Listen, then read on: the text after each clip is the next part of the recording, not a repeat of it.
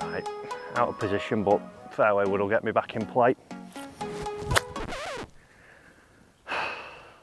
First tip in this fairway wood guide is don't hit your fairway wood out of rough this long. The amount of times I've seen people do this because the tee's only just up here and you've hit a poor tee shot, so you think you need to get back in play. You don't hit your fairway wood out of stuff like this. Lob wedge, back in play.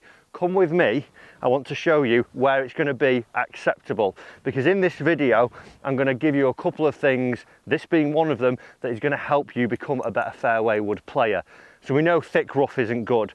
Just take a look at these two lies here. They're both within about 2 feet of each other, and if you come in really close and actually look at this golf ball here, the way that is sat there, you're not playing a fairway wood out of that.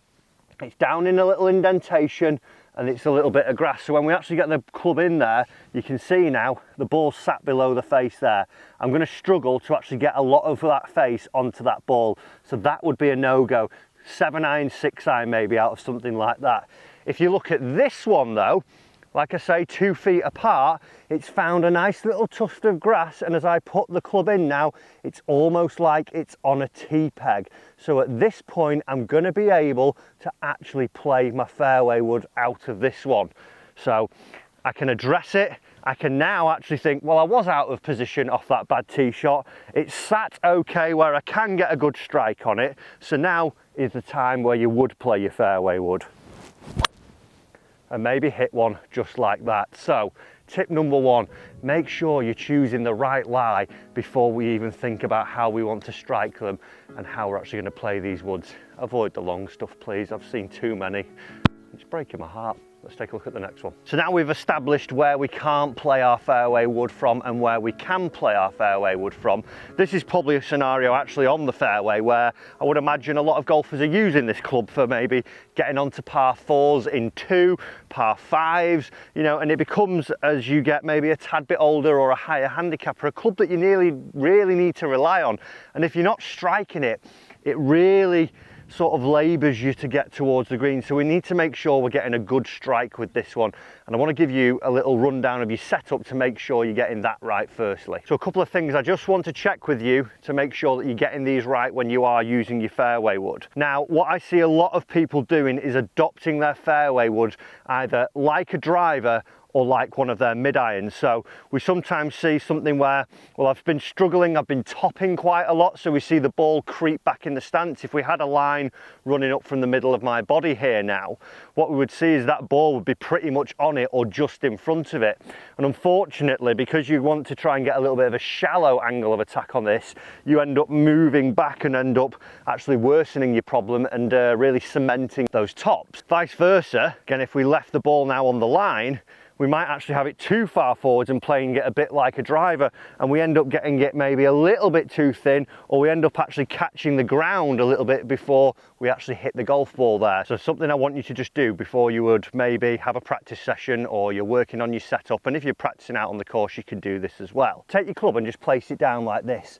What we want to see is that the ball isn't right in line, or our foot is right in line with this shaft here. We're going to place a golf ball in between the grip end and actually my foot now, so we're getting the ball in the right position. So it's basically one ball behind the lead foot here for me. From there then, what I would like you to try and do is actually make sure that you're not setting up with too much tilt as well. Like I said a moment ago, we see a lot of people thinking it's almost a driver.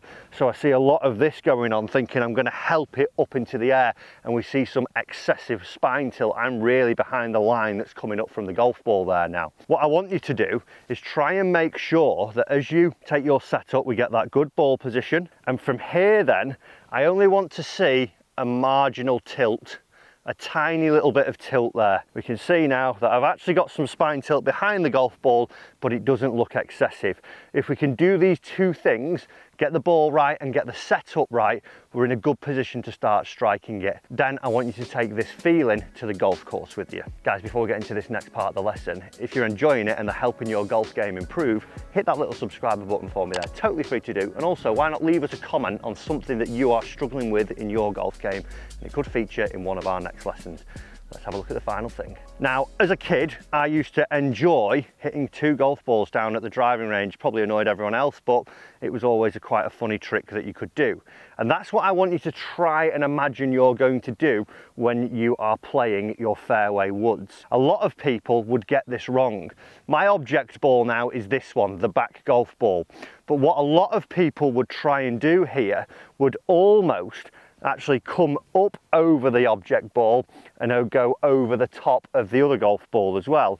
What I want you to do, and a disclaimer, I don't want you to hit 2 golf balls, but what I want you to do is imagine that you're knocking this back golf ball, your object golf ball, through your forward golf ball. So as you would take some practice swings, instead of trying to lift it up over, you're going to make sure that you're feeling that you're driving it through the golf ball here, because when we've got a fairway wood actually on the fairway, what we do want to do is take a tiny little divot. I'm not trying to lift it up and help it, I'm trying to get that little divot. So by having this little vision here, like say you're not going to hit it with 2 golf balls, you're going to make sure that you're getting through both golf balls here. I used to do this with a little bit of a tee drill, but I like this as a vision exercise for a lot of people. So that first golf ball would smash through that second golf ball, and what that allows me to do then is get a good divot. Even if you were practicing, I'd maybe just have it in eye shot here where you're not going to hit it, but just imagine that you're going to go through those 2 golf balls there, and that's going to help us get this better strike. I get the ball in the right spot, I get a tiny little bit of tilt, and then I'm going to take my 2 golf balls and I've got a good strike. I'd take that as a shot down here on the 14th. Get on the green, baby. Or get down, it's over the back of the green. So, good tip, clearly works. A couple of little things there for you. Make sure you've got the right lie for your wood. Make sure you've got the right setup, and imagine you're hitting 2 balls. Smash through both of them. Don't try and lift them up off the ground. I hope you've enjoyed it. I hope it helps your game. Hit the sub button and we'll see you in your next lesson where you've mastered your fairway woods.